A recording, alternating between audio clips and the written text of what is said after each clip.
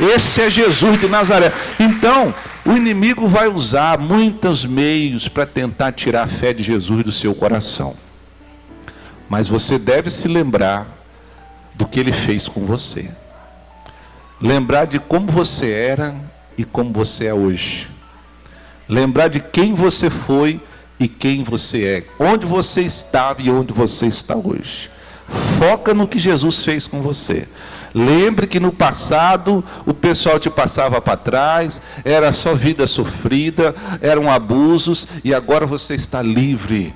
Livre da mão do homem que só quer dominar e mandar. Não, o homem, ele se for usado por Deus é uma bênção, mas se for usado pelo demônio ele vira fariseu. Hoje você está livre de todas as amarras. Diga graças a Deus. Você está livre. Você está livre. Antigamente, quando você não conhecia a verdade, o homem dizia para você: olha, para você, eu conheço a Bíblia toda. Para você ser abençoado, você vai ter que fazer isso. O quê? Pega esse tijolo aqui, põe na sua cabeça e vai daqui em tal lugar. Ixi, o fariseu aqui sabe, então vou ter que ir. Porque hoje não, hoje você está livre disso. Hoje você conhece Jesus que não pede esforço, sacrifício, que não pede nada de você. Diga graças a Deus. Amém? Antigamente chegava o religioso dizendo: olha, eu conheço a Bíblia, eu estou sabendo. Dê a tua casa porque Deus vai ser feliz com você. Dê o teu carro, dê tudo que você tem. Hoje você está livre disso. Diga graças a Deus. Você sabe que não é isso. Você sabe que Jesus Cristo morreu de graça. Não precisa pagar nada. Tudo em Jesus é grátis. Diga graças a Deus. Se alguém condicionar sua salvação a dinheiro, na hora você diz: ó o Satanás falando aí. Sua salvação é totalmente gratuita em Cristo Jesus. Diga graças a Deus. Pode aplaudir o Senhor, pessoal. É verdade, é verdade. Diga graças a Deus. Essa é a verdade na palavra do Senhor. Veja que o homem aqui estava debaixo de ataque de doutores da lei, religiosos, querendo mudar a cabeça dele, convencer que Jesus era pecador. O homem diz: não, aqui não. Jesus é bom. Mas ele é pecador. Eu não estou olhando para isso, eu não sei. Eu não entendo essas coisas. De uma coisa eu entendo, que ele me operou na minha vida.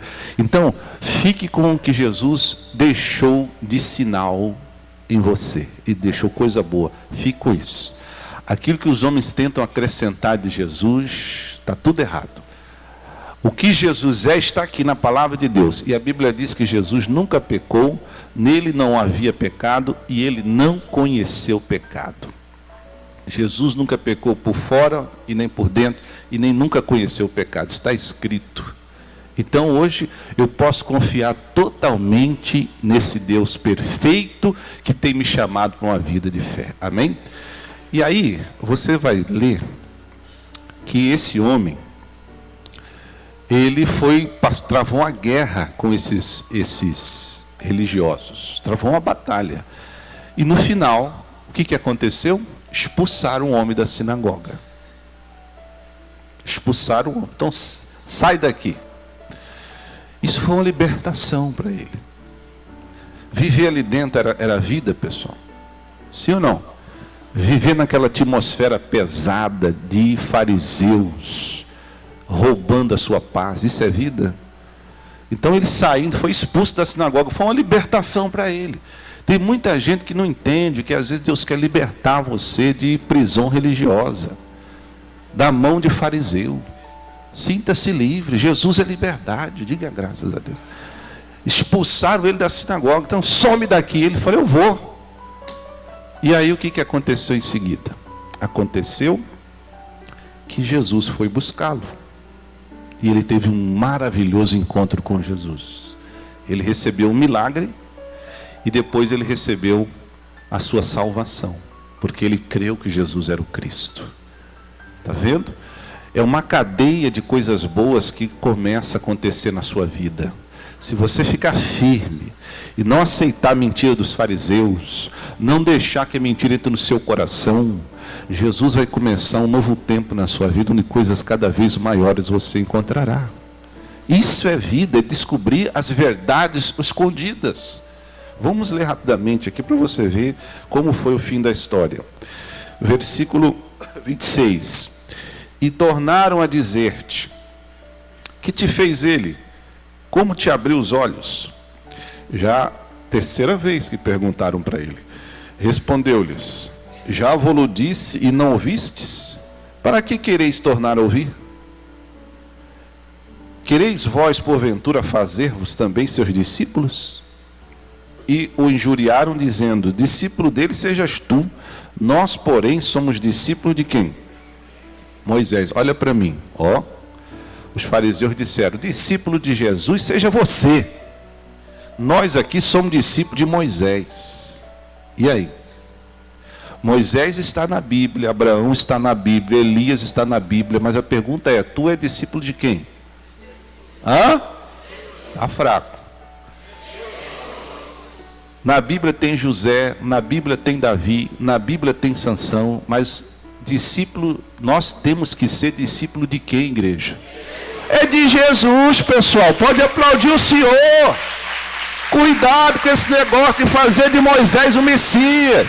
Fica preso na lei de Moisés. Paulo disse: você quer a lei de Moisés? Pode ficar com ela, mas você tem que cumprir todos os 613, e se você queimar, falhar em um, seja amaldiçoado. Cuidado com esse negócio, hein? Está escrito na Bíblia isso.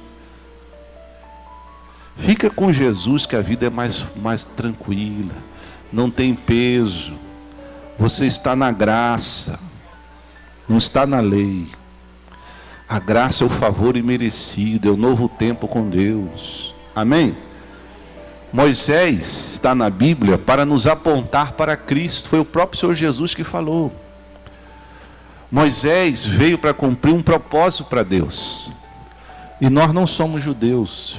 Moisés falava aos judeus: você é, até onde eu sei, você é paraense, brasileiro. Tem uns maranhenses perdidos aí, tem uns piauienses, tem uns paulistas. Nós somos brasileiros, amém? Nós não somos descendentes de Abraão de sangue.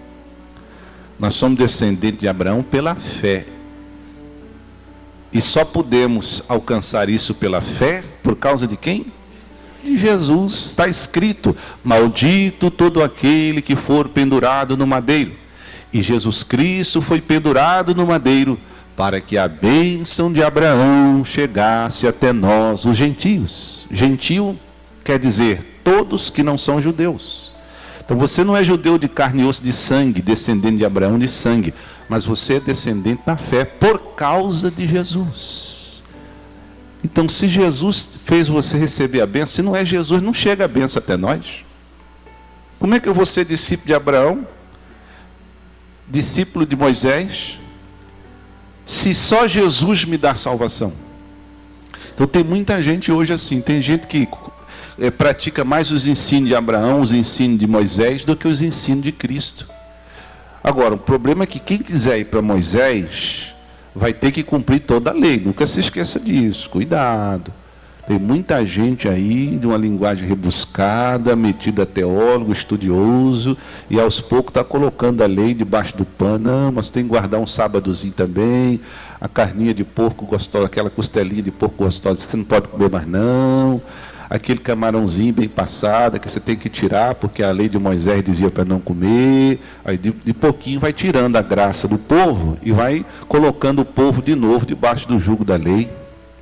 Ué, então é para cumprir a lei? Primeira coisa que você tem que fazer, você tem que se circuncidar, você que é homem. E aí? Vamos embora lá? Prepara a faca para mim ali, Jaime. Amola bem, Jaime, ela, viu? As irmãs podem ir embora, os homens ficam todo mundo aí. E aí? Então é melhor viver na graça de Deus. A graça é melhor. Diga graças a Deus. Uma vez alguém me disse: mas pastor, tem esses alimentos que a lei proíbe, realmente eles não fazem bem. Meu irmão, a Coca-Cola não faz bem, o refrigerante não faz bem. O negócio é você saber comer o negócio, diga graças a Deus. O camarão é bom, mas você quer comer uma bacia de camarão, aí também já é demais. O açaí é bom, sim ou não? Mas não é para tomar 3 litros, não, é só meio litro. Então, se for ver dos problemas dos alimentos, o alimento é alimento e faz mal se você comer em excesso. Tem gente que não pode comer. Tudo é na graça, na sabedoria. Jesus é o equilíbrio das coisas. Agora, você quer saber o que é comida boa? Jesus comia muito peixe. Amém? Comia pão, tomava mel. Por que ele comia peixe? Talvez ele quer dar um sinal para nós. Coma peixe, que o peixe é bom. Glória a Deus. Mas eu não gosto de peixe. Tem uns peixes que, se souber preparar, bem preparado, a pessoa come. Eu conheço uma pessoa aí que eu fui buscar lá na terra do peixe, que não gosta de peixe não, pessoal. Eu vou mandar fazer um peixe bem preparado aí. Vou falar que é filé mignon. Brincadeira. Mas voltando aqui. Então, pessoal, encerrando. Olha só. Eu falei para vocês que aconteceram quantos milagres em Jerusalém? 2. E os 2 têm a ver com um tanque. Esse aqui foi a cura do cego, que ele foi se lavar no tanque de Siloé. Mas você sabia que tem um outro milagre que Jesus realizou em Jerusalém, também tem a ver com um tanque? Só que esse não era cego, era um paralítico. 38 anos, esperando o movimento das águas, até que Jesus foi lá e disse para ele: toma sua cama, levante e anda. E ele levantou e foi embora. Você sabia que aconteceu a mesma coisa com esse homem? Os fariseus encontraram ele levando a cama para casa e perguntaram: ei, o que você está fazendo? Hoje é sábado, o que você está fazendo lá levando essa cama? Aí ele falou: não, eu era paralítico e um homem me curou. Quem te curou? Só que esse paralítico não sabia dizer quem. Já o cego sabia. E como ele estava mais focado em Jesus, o primeiro que foi curado foi o do tanque de Betesda. Depois passou um pouquinho, Jesus curou esse.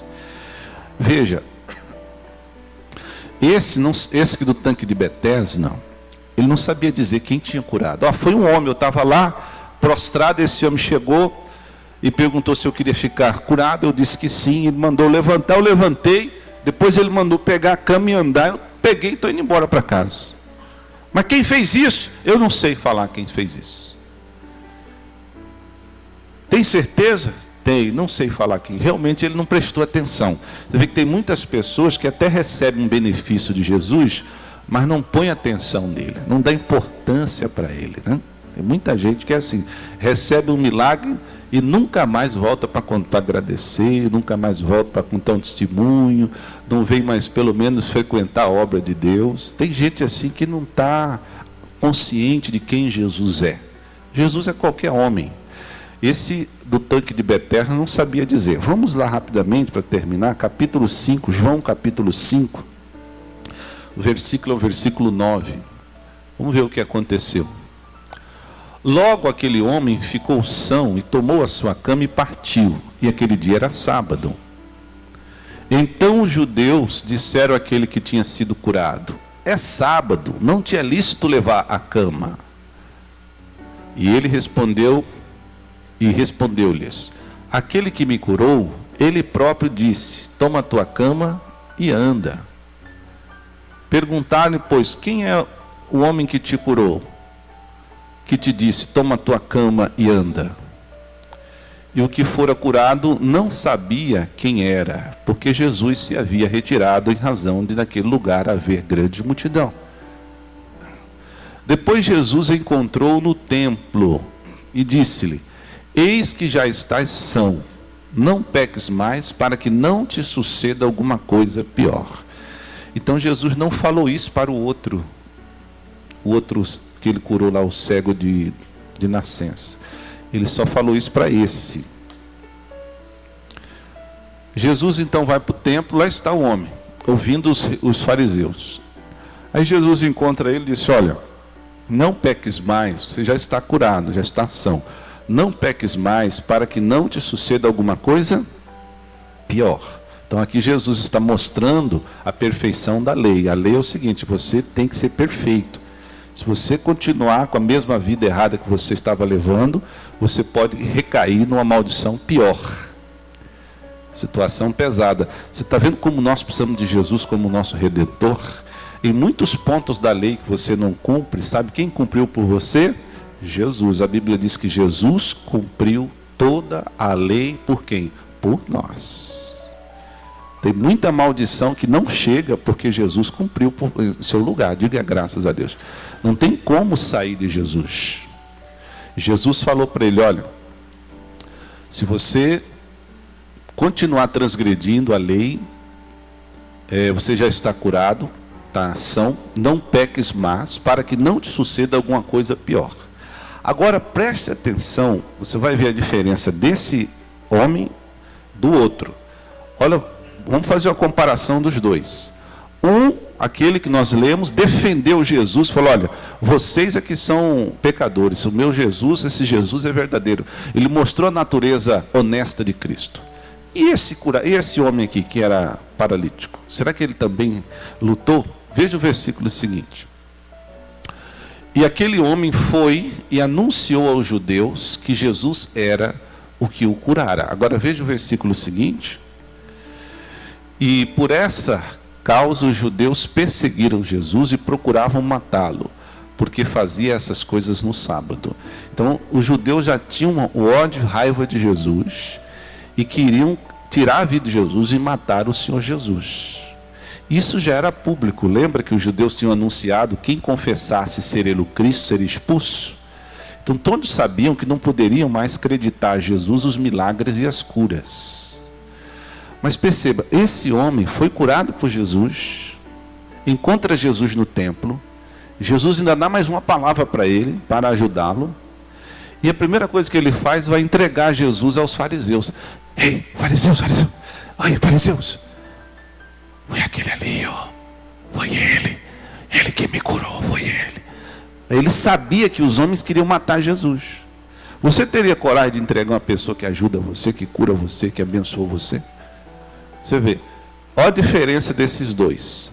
Um defendeu Jesus, o outro entregou Jesus na mão dos religiosos.